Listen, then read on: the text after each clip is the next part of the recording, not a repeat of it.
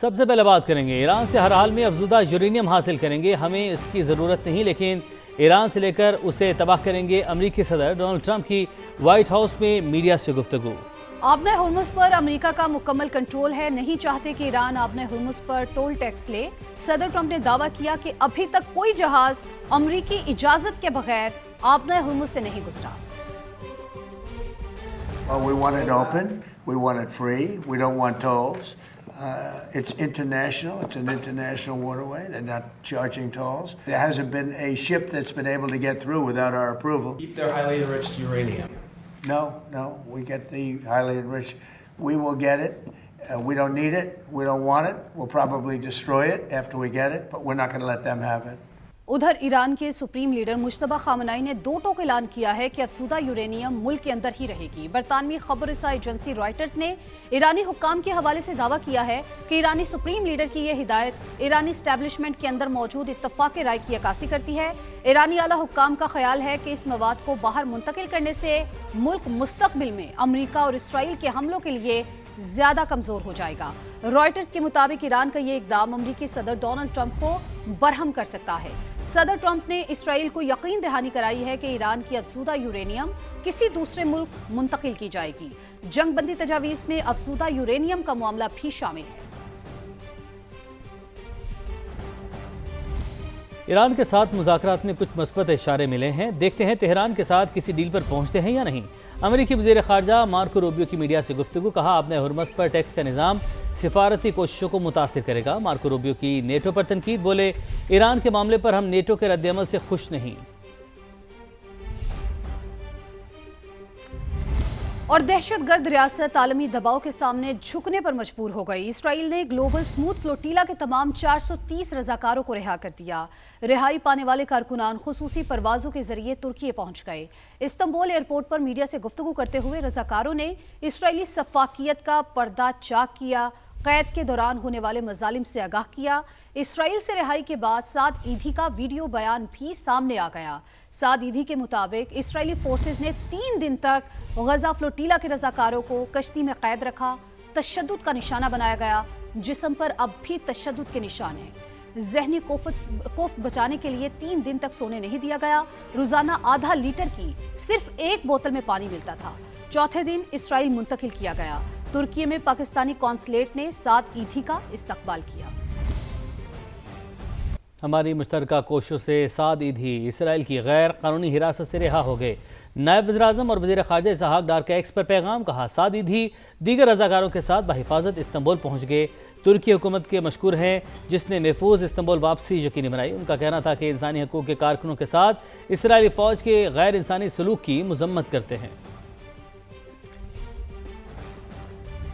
پاکستان اور چین کے سفارتی تعلقات کی 75ویں سالگرہ کا اسلام آباد میں جشن، صدر مملکت، وزیر اعظم اور معزز چینی مہمانوں کی تقریب میں شرکت۔ پاکستان اور چین کی ثقافت کے جلووں نے محفل کو 4 چاند لگا دیے۔ صدر آصف علی زرداری اور وزیر اعظم شہباز شریف نے چین کے ساتھ دوستی کو پاکستانی حکومت اور عوام کا اہم ترین اثاثہ قرار دیا۔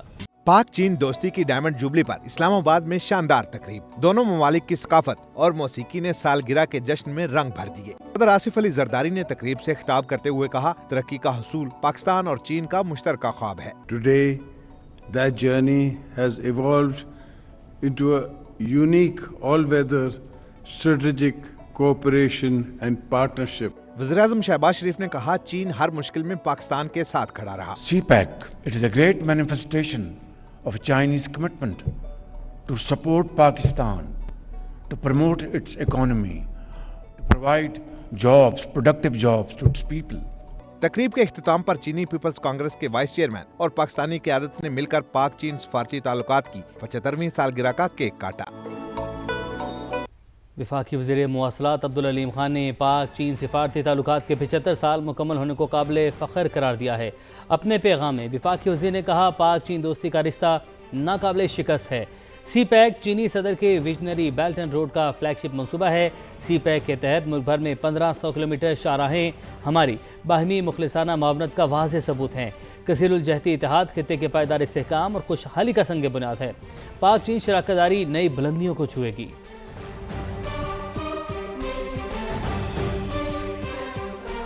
آپ کو راولپنڈی سے اپڈیٹ کریں جہاں پر رواس سبزی منڈی کے قریب دکانوں میں لگی آگ پر قابو پا لیا. تو آپ کو بتا رہے ہیں کہ فائر بریگیڈ نے آگ پر قابو پا لیا ہے.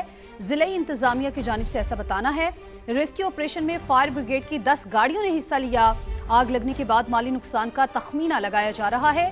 رواس سبزی منڈی کے قریب دکانوں میں لگی آگ بجھا دی گئی ہے. فائر بریگیڈ نے آگ پر قابو پا لیا ہے. ضلعی انتظامیہ کی جانب سے ایسا بتانا ہے. ان کا کہنا ہے کہ ریسکیو آپریشن میں فائر بریگیڈ کی 10 گاڑیوں نے حصہ لیا. آگ لگنے کے بعد مالی نقصان کا تخمینہ لگایا جا رہا ہے. یہ آگ لگنے کے مناظر آپ دیکھ سکتے ہیں سما کے اسکرین پر. رواس سبزی منڈی کے یہ مناظر ہیں جہاں پر آپ کو بتائیں کہ اس کے قریب ہی دکانوں میں آگ لگی جس کو بجھا دیا گیا ہے. فائر بریگیڈ نے آگ پر قابو پا لیا ہے. ضلعی انتظامیہ کی جانب سے ایسا بتانا ہے کہ ریسکیو آپریشن میں فائر بریگیڈ کی 10 گاڑیوں نے حصہ لیا. آگ لگنے کے بعد مالی نقصان کا تخمینہ لگایا جا رہا ہے. ضلعی انتظامیہ کا ایسا بتانا ہے. تو آگ لگنے کی وجوہات تاحال سامنے نہیں آ سکی. ریسکیو فائر فائٹرز کو طلب کیا گیا تھا اور انہوں نے آگ پر قابو پایا ہے. ریسکیو آپریشن میں فائر بریگیڈ کی 10 گاڑیوں نے حصہ لیا. آگ لگنے کے بعد مالی نقصان کا تخمینہ لگایا جا رہا ہے. یاسر حکیم نے ہمیں جوائن کیا ہے. یاسر، تفصیلات بتائیے، کچھ وجوہات سامنے آئی ہیں کہ آگ کیسے لگی؟ دیکھیں، ابتدائی طور پر آگ لگنے کی کوئی وجوہات پہلے تو نہیں ہو سکا. تاہم یہ ضرور خدشہ ظاہر کیا گیا ہے کہ یہ آگ شارٹ سرکٹ کی وجہ سے لگی تھی. تاہم اس کا فیصلہ بعد میں کسی بھی انکوائری یا تحقیقات میں کیا جائے گا. موقع پر جو آگ لگی تھی، کھوکھا بازار جتنی دکانیں تھیں وہ تمام کی تمام جل کر خاکستار ہو گیا. جوتوں، کپڑوں، برتنوں اور پلاسٹک کے برتنوں سمیت جتنی دکانیں تھیں، لیدر شاپ تھی، وہ تمام کی تمام ان میں جتنا سامان تھا وہ جل کر خاکستار ہو گیا. اور حد نگاہ تک جہاں تک یہ بازار ہے وہاں تک دھواں ہی اٹھتا دکھائی دے رہا ہے. آگ پر اب سے چند لمحے قبل قابو پایا گیا ہے. جو دکاندار ہیں جن کی یہ دکانیں تھیں وہ موقع پر پہنچے. ان کی جانب سے ٹھیک ہے یاسر، آپ تفصیلات بتا رہے تھے، بہت شکریہ آپ کا. جنگ سے افسوسناک خبر ہے جہاں بریڈی اڈا کے قریب ٹرالر کار پر الٹ گیا. حادثے میں 4 افراد جاں بحق اور 1 شخص زخمی ہو گیا. جاں بحق 3 افراد کا تعلق لاہور سے تھا جو بھگ کر جا رہے تھے. ریسکیو کے مطابق حادثے میں 1 مقامی شخص بھی جاں بحق ہوا ہے.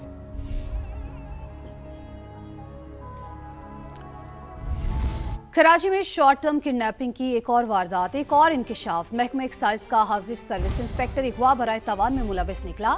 بریگیڈ پولیس نے انسپیکٹر سمیت 8 اغوا کاروں کو گرفتار کر لیا ہے. شاہنواز علی قادری ہمارے ساتھ موجود ہیں. شاہنواز، کارروائی سے متعلق آگاہ کیجیے.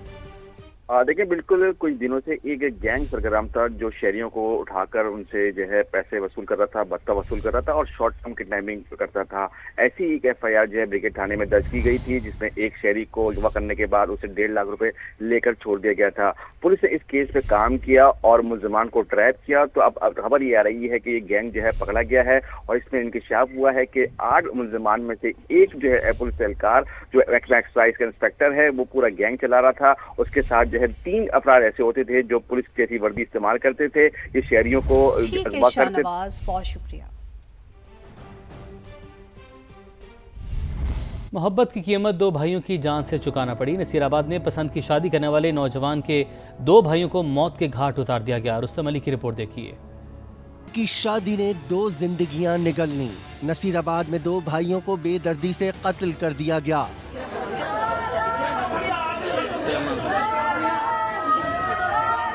ملزمان نے 2 مختلف مقامات پر فائرنگ کی. 22 سال کے مزمل کو دکان کے اندر جبکہ 25 سال کے ندیم کو ڈیوٹی پر جاتے ہوئے گولیاں ماری گئیں. مقتولین کے بھائی کاشف نے 2 ماہ قبل پسند کی شادی کی تھی.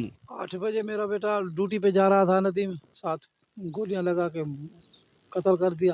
دوسرے بیٹے اس دکان میں بیٹھے تھے، مزمل نام تھا، اس کو 7 گولیاں دی، وہ بھی شہید ہو گیا. پولیس نے دعویٰ کیا ہے کہ ملزمان کو جلد گرفتار کر لیں گے.